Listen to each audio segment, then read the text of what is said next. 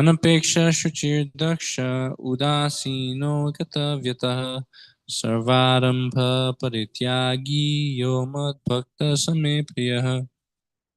Translation. A devotee who is not dependent on the ordinary course of activities, who is pure, expert, without cares, free from all pains, and who does not strive for some result, is very dear to me. Text 17. Yo na hishyati na dveshti na shochati na kakshati shubha shubha parityagi bhaktimanya same priyaha. Translation. One who neither grasps pleasure or grief, who neither laments nor desires, and who renounces both auspicious and inauspicious things, is very dear to me. Text 18 and 19. Samashatro cha mitre cha tata mana pamanayoho shitoshna sukha dukheshu samasanga vavarjita tulya ninda stutir moni santushto yena kenachit aniketa sthiramatir bhaktiman mes priyo naraha. Translation. One who is equal to friends and enemies, who is equiposed in honor and dishonor, heat and cold, happiness and distress, fame and infamy, who is always free from contamination, always silent and satisfied with anything, who doesn't care for any residence, who is fixed in knowledge and engaged in devotional service, is very dear to me. Text 20.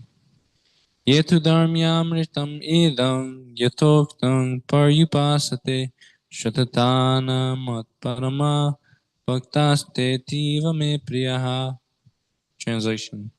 He who follows this imperishable path of devotional service and who completely engages himself with faith, making me the supreme goal, is very, very dear to me.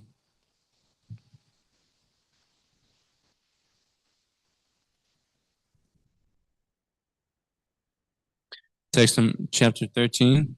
Nature, the enjoyer, and consciousness. Text 1 and 2. Arjuna uvacha prakritim purusham chaiva kshetram kshetragyam cha etad veditum ichchami jnanam gyeyam cha keshava. Shri Bhagavan uvacha idam shariram konteya kshetram ityabhithiyate etad yo veti tam prahu kshetragya iti tad vidaha.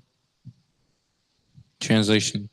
Arjuna said, O my dear Krishna, I wish to know about Prakriti, nature, Purusha, the enjoyer, and the field and the knower of the field, and of knowledge and the end of knowledge. The Blessed Lord then said, This body, O son of Kunti, is called the field, and one who knows this body is called the knower of the field. Back to text 11 of chapter 12. No, but text 12, chapter 12. Translation, chapter 12, text 12. Translation. If you cannot take to this practice, then engage yourself in the cultivation of knowledge. Better than knowledge, however, is meditation, and better than meditation is renunciation of the fruits of action. For by such renunciation one can attain peace of mind. Purport. As mentioned in the previous verses,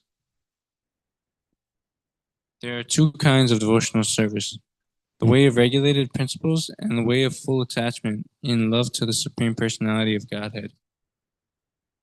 For those who are actually not able to follow the principles of Krishna consciousness, it is better to cultivate knowledge, because by...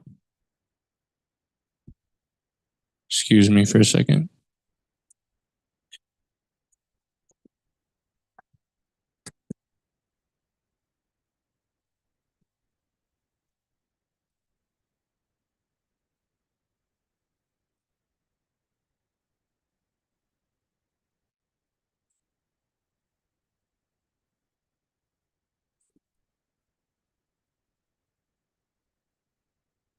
Because by knowledge, one can be able to understand his real position.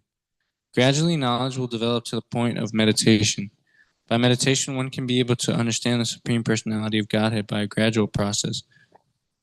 There are processes which make one understand that one himself is the Supreme, and that source of meditation is preferred if one is unable to engage in devotional service. If one is not able to meditate in such a way, then there are prescribed duties, as enjoined in the Vedic literature, for the Brahmanas, Vaishyas, and Shudras, which we shall find in a later chapter of Bhagavad Gita. But in all cases, one should give up the results of fruits of labor. This means to employ the results of karma for some good cause. In summary, to reach the Supreme Personality of Godhead, the highest goal, there are two processes. One process is by gradual development, and the other process is direct. Devotional service in Krishna consciousness is the direct method, and the other method involves renouncing the fruits of one's activities. Then one can come to the stage of knowledge, then to the stage of meditation, then to the stage of understanding the Supersoul, and then to the stage of the Supreme Personality of Godhead. One may either take the step-by-step process or the direct path. The direct process is not possible for everyone. Therefore, the indirect process is also good. It is, however, to be understood that the indirect process is not recommended by Arjuna, because he is already at the stage of loving devotional service to the Supreme Lord. It is for others who are not at this state. For them, the gradual process of renunciation, knowledge, meditation, and realization of the Supersoul and Brahman should be followed. But as far as Bhagavad Gita is concerned, it is the direct method that is stressed. Everyone is advised to take to the direct method and surrender unto the Supreme Personality of Godhead, Krishna.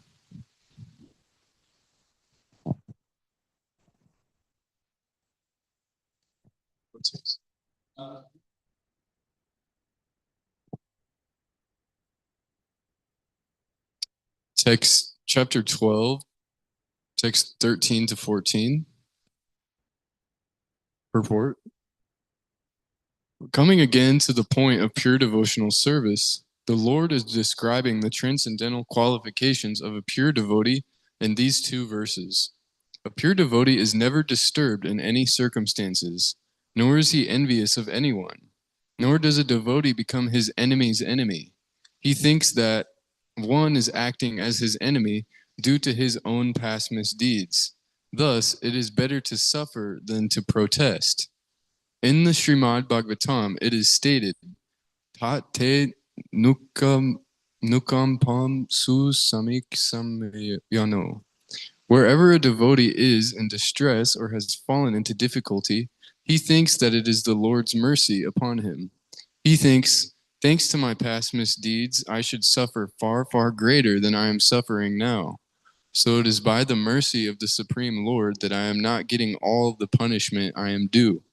I am just getting a little by the mercy of the Supreme Personality of Godhead. Therefore, he is always calm, quiet, and patient, despite many distressful conditions. A devotee is also always kind to everyone, even to his enemy. Nirmama means that a devotee does not attach much importance to the peace and trouble pertaining to the body, because he knows perfectly well that he is not the material body. He does not identify with the body. Therefore, he is freed from the conception of false ego and is equiposed both in happiness and distress. He is tolerant, and he is satisfied with whatever comes by the grace of the Supreme Lord. He does not endeavor much to achieve something with great difficulty. Therefore, he is always joyful.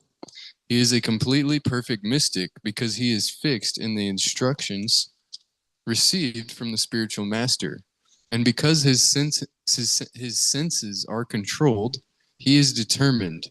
He is not swayed by false argument because no one can lead him from the fixed determination of devotional service. He is fully conscious that Krishna is the eternal Lord, so no one can disturb him. All his qualifications enable him to depend entirely on the Supreme Lord.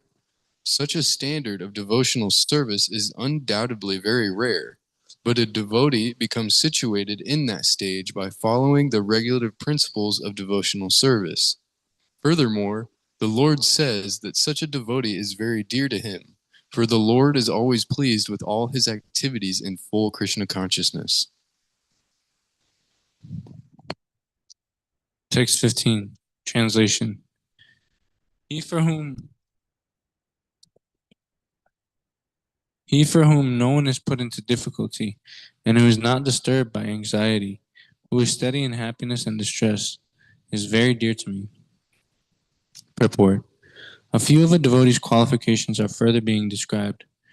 No one is put into difficulty, anxiety, fearfulness, or dissatisfaction by such a devotee. Since a devotee is kind to everyone, he does not act in such a way to put others into anxiety. At the same time, if others try to put a devotee into anxiety, he is not disturbed. It is by the grace of the Lord that he is so practiced that he is not disturbed by any outward disturbance.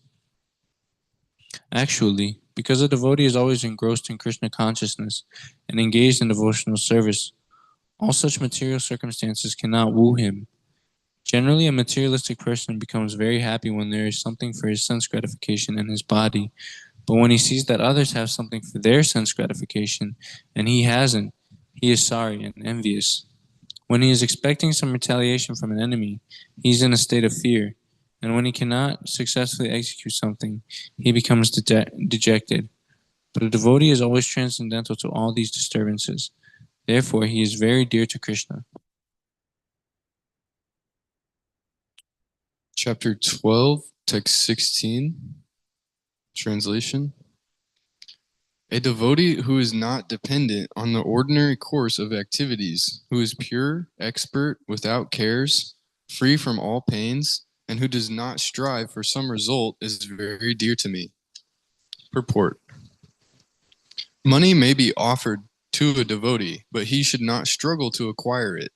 If automatically, by the grace of the Supreme, money comes to him, he is not agitated. Naturally, a devotee takes bath at least twice in a day and rises early in the morning for devotional service. Thus, he is naturally clean, both inwardly and outwardly. A devotee is always expert because he fully knows the sense of all activities of life, and he is convinced of the authoritative scriptures. A devotee never takes the part of a particular party. Therefore, he is carefree. He is never pained because he is free from all designations. He knows that his body is a designation. So if there are some bodily pains, he is free.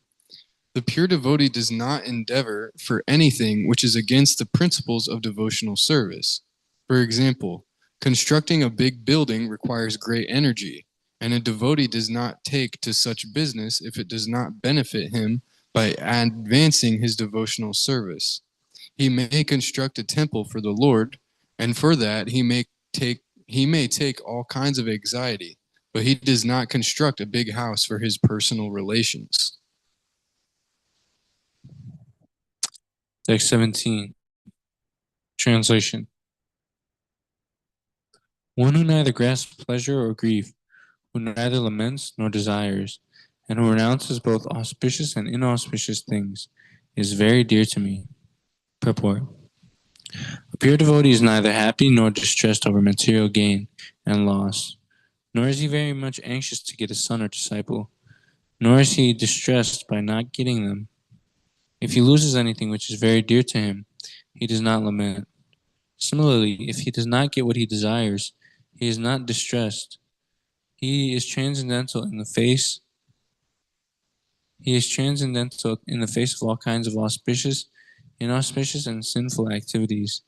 He is prepared to accept all kinds of risks for the satisfaction of the Supreme Lord.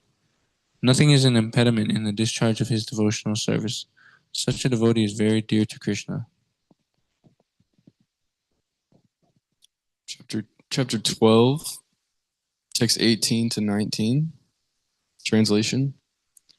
One who is equal to friends and enemies, who is equiposed in honor and dishonor, heat and cold, happiness and distress, fame and infamy, who is always free from contamination, always silent and satisfied with anything, who doesn't care for any residence, who is fixed in knowledge and engaged in devotional service, is very dear to me. Purport. A devotee is always free from all bad association. Sometimes one is praised and sometimes one is defamed. That is the nature of human society. But a devotee is always transcendental to artificial fame and infamy, distress, or happiness. He is very patient. He does not speak of anything but the topics about Krishna. Therefore, he is called silent. Silent does not mean that one should not speak. Silent means that one should not speak nonsense. One should speak only of essentials, and the most essential speech for the devotee is to speak of the Supreme Lord. He is happy in all conditions. Sometimes he may get very palatable foodstuffs, sometimes not, but he is satisfied. Nor does he care for any residential facility. He may sometimes live underneath a tree, and he may sometimes live in a very palatial building. He is attracted to neither. He is called fixed because he is fixed in his determination and knowledge. We may find some repetition in the descriptions of the qualifications of a devotee, but this is just to give an illustration of the fact that a devotee must acquire all of these qualifications. Without good qualifications, one cannot be a pure devotee. One who is not a devotee has no good qualifications. One who wants to be recognized as a devotee should develop the good qualifications. Of course, he does not extraneously endeavor to acquire these qualifications, but engagement in Krishna consciousness and devotional service automatically helps him develop them. Text 20, translation. He who follows this imperishable path of devotional service and who completely engages himself with faith, making me the supreme goal, is very, very dear to me.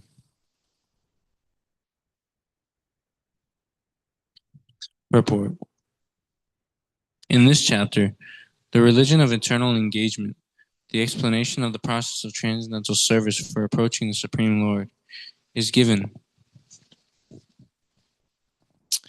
This process is very dear to the Lord, and he accepts a person who is engaged in such a process. Thank you. The question, who is better, one who is engaged in the path of impersonal Brahman, or one who is engaged in the personal service of the Supreme Personality of Godhead, was raised by Arjuna. And the Lord replied to him so explicitly that there is no doubt that devotional service to the Personality of Godhead is the best of all processes of spiritual realization. In other words, in this chapter, it is decided that through good association, one develops attachment for pure devotional service, and thereby accepts a bona fide spiritual master, and from him begins to hear and chant and observe the regulative principles of devotional service with faith, attachment, and devotion, and thus becomes engaged in the transcendental service of the Lord. This path is recommended in this chapter. Therefore, there is no doubt that devotional service is the only absolute path for self-realization, for the attainment of the Supreme Personality of Godhead.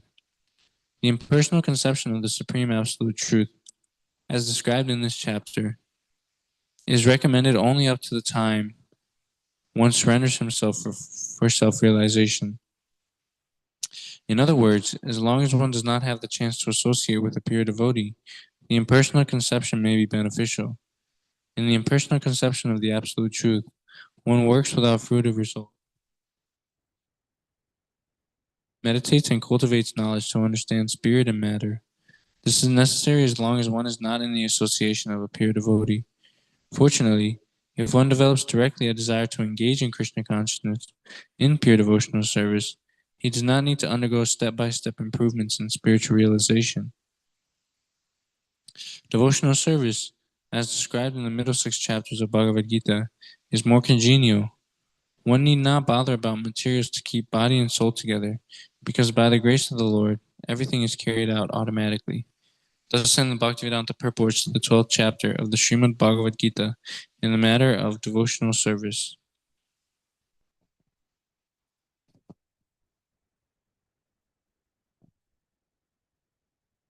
Chapter 13, text 1 to 2. Translation. Arjuna said, "O my dear Krishna, I wish to know about Prakriti, nature, Purusa, the enjoyer, and the field and the knower of the field, and of knowledge and the end of knowledge." The blessed Lord then said, "This body, O son of Kunti, is called the field, and one who knows this body is called the knower of the field." Purport. Arjuna was inquisitive about Prakriti, or nature, Purusha, the enjoyer, Kshetra, the field, Kshetrajana, its knower, and of knowledge and the object of knowledge. When he inquired about all of these, Krishna said that this body is called the field, and that one who knows this body is called the knower of the field. This body is the field of activity for the conditioned soul. The conditioned soul is entrapped in material existence, and he attempts to lord over material nature. And so, according to his capacity to dominate material nature, he gets a field of activity. That field of activity is the body. And what is the body? The body is made of senses. The conditioned soul wants to enjoy sense gratification, and according to his capacity to enjoy sense gratification, he is offered a body or field of activity. Therefore, the body is called Kshetra, or the field of activity for the conditioned soul. Now, the person who does not identify himself with the body is called Kshetrajana, the knower of the field. It is not very difficult to understand the difference between the field and its knower, the body and the knower of the body. Any person can consider that from childhood to old age, he undergoes so many changes of body and yet is still one person, remaining. Thus, there is a difference between the knower of the field of activities and the actual field of activities. A living conditioned soul can thus understand that he is different from the body.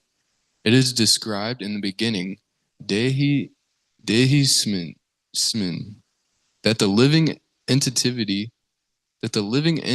is within the body, and that the body is changing from childhood to boyhood, and from boyhood to youth, and from youth to old age. And the person who owns the body knows that the body is changing.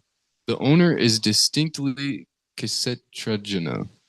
Sometimes we understand that I am happy, I am mad, I am woman, I am a dog, I am a cat.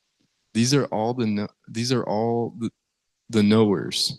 The knower is different from the field.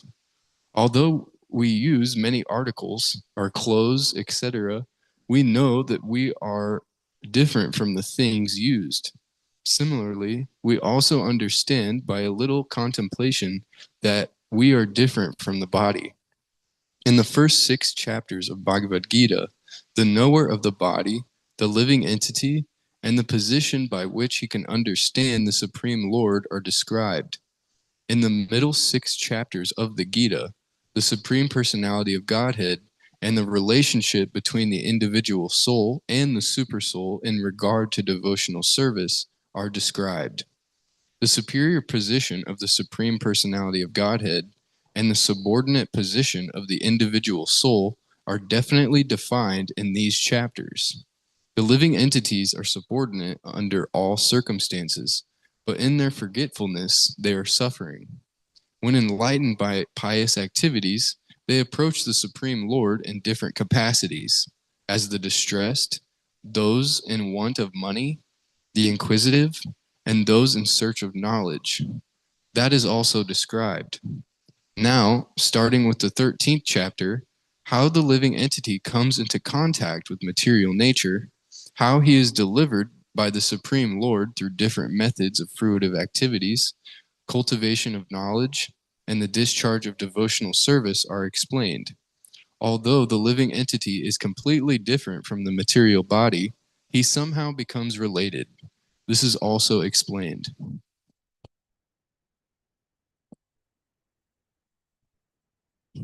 Text 3. Translation. O Partha, You should understand that I am also the knower in all bodies, and to understand this body and its knower is called knowledge. That is my opinion. Purport. While discussing the subject of this body and the owner of the body, the soul and the supersoul, we find three different topics of study: the Lord, the living entity, and matter. In every field of activities, in every body, there are two souls, the individual soul and the supersoul. Because the supersoul is the plenary expansion of the Supreme Personality of Godhead, Krishna, Krishna says, I am also the knower, but I am not the individual owner of the body. I am the super knower. I am present in everybody as the Paramatma, or supersoul. One who studies the subject matter of the field of activity and the knower of the field very minutely in terms of this Bhagavad Gita can attain to knowledge.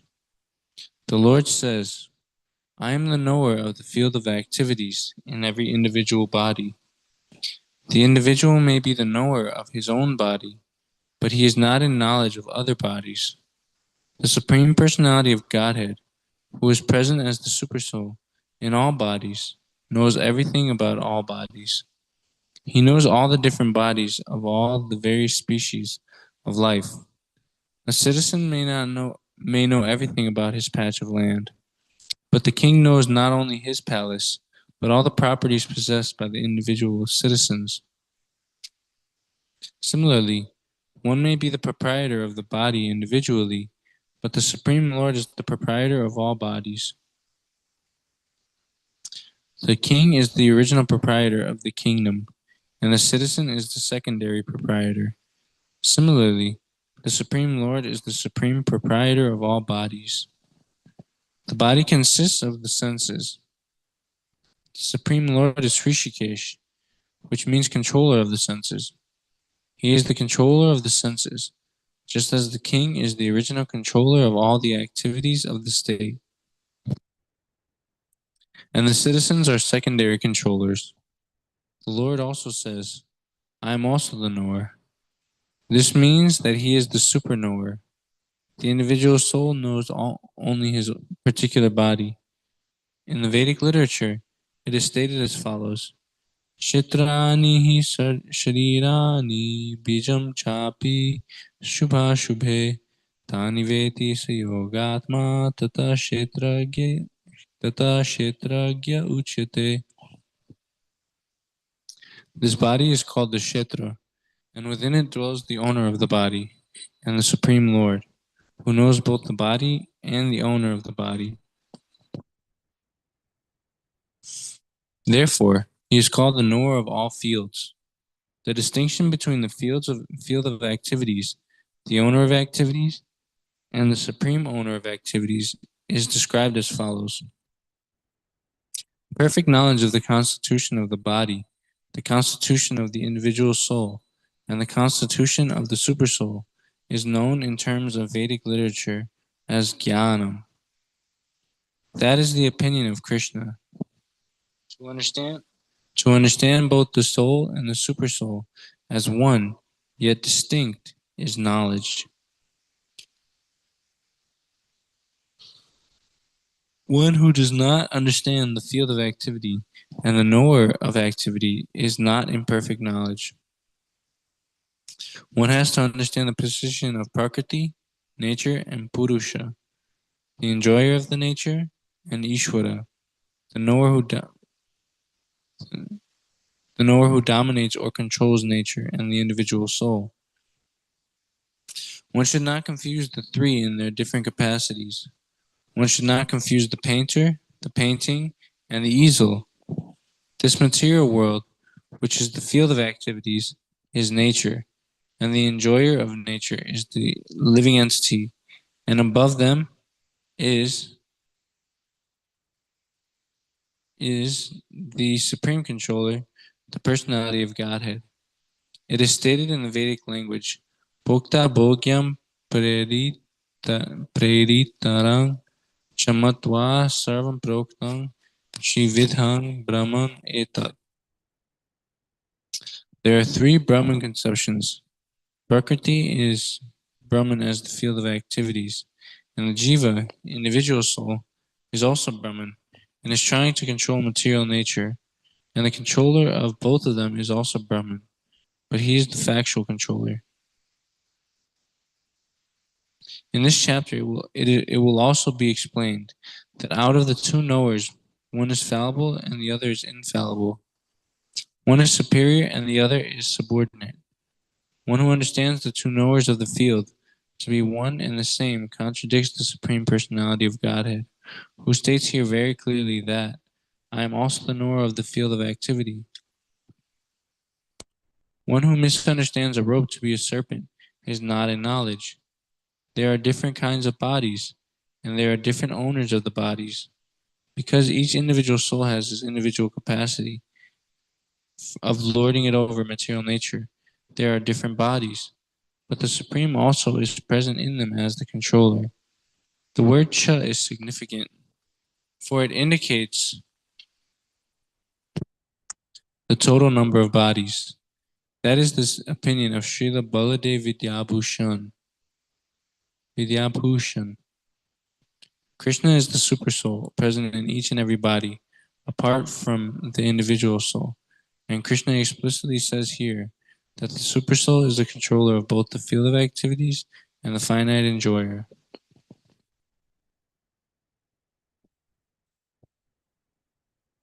Chapter 13, text 4.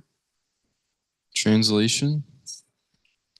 Now please hear my brief description of this field of activity and how it is constituted, what its changes are, whence it is produced, who that knower of the field of activities is, and what his influences are.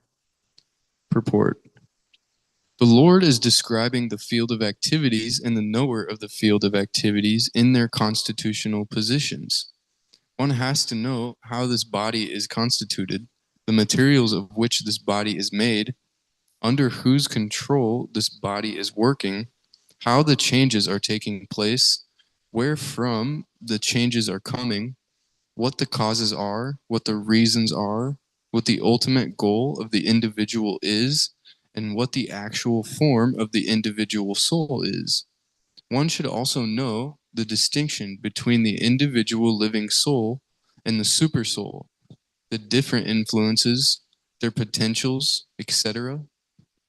One just has to understand this Bhagavad Gita directly from the description given by the Supreme Personality of Godhead, and all this will be clarified. But one should be careful not to consider the Supreme Personality of Godhead in every body and individual soul to be the jiva. This is something like equalizing the potent and the impotent. Text 5. Translation. That knowledge of the field of activities and the knower of activities is described by various sages in various Vedic writings, especially in the Vedanta Sutra, and is presented with all reasoning as to cause and effect. Purport. The Supreme Personality of Godhead, Krishna, is the highest authority in explaining this knowledge. Still, as a matter of course, learned scholars and standard authorities always give evidence from previous authorities. Krishna is explaining this most controversial point regarding the duality and non-duality of the soul and the supersoul by referring to scriptures, the Vedanta, which are accepted as authority. First, he says, this is according to different sages. As far as the sages are concerned, beside himself, Vyasadeva, the author of the Vedanta Sutra, is a great sage, and in the Vedanta Sutra, duality is perfectly explained. And Vyasadeva's father, Parashara, who was also a great sage, and he writes in his book of religiosity, Aham Twang Cha Atanye. We, you, and I, and various other living entities are all transcendental, although in material bodies. Now we are fallen into the ways of the three modes of material nature, according to our different karma. As such, some are on higher levels, and some are in the lower nature. The higher and lower natures exist due to ignorance and are being manifested in an infinite number of living entities. But the supersoul, which is infallible, is uncontaminated by the three qualities of nature and is transcendental. Similarly, in the original Vedas, a distinction between the soul, the supersoul, and the body is made, especially in the Katha Upanishad. There is a manifestation of the Supreme Lord's energy, known as Annamaya, by which one depends simply upon food for existence. This is a materialistic realization of the Supreme. Then there is Pranamaya. This means that after realizing the Supreme Absolute Truth in foodstuff, one can realize this Absolute Truth in the living symptoms or life forms. In Jnanamaya, in Jnanamaya, the living symptom develops to the point of thinking, feeling, and willing. Then there is Brahman realization and the realization called Vijnanamaya, by which the living entity's mind and life symptoms are distinguished from the living entity himself. The next and supreme stage is Anandamaya, realization of the all blissful nature. Thus there are 5 stages of Brahman realization, which is called Brahman Pucham. Out of these, the first 3, Annamaya, Pranamaya, and Jnanamaya, involve the fields of activities of the living entities. Transcendental to all these fields of activities is the Supreme Lord, who is called Anandamaya. In the Vedanta Sutra also the Supreme is called Anandamaya Vyasa. The Supreme Personality of Godhead is by nature full of joy, and to enjoy his transcendental bliss, he expands into Vijnanamaya, Pranamaya, Jnanamaya, and Annamaya.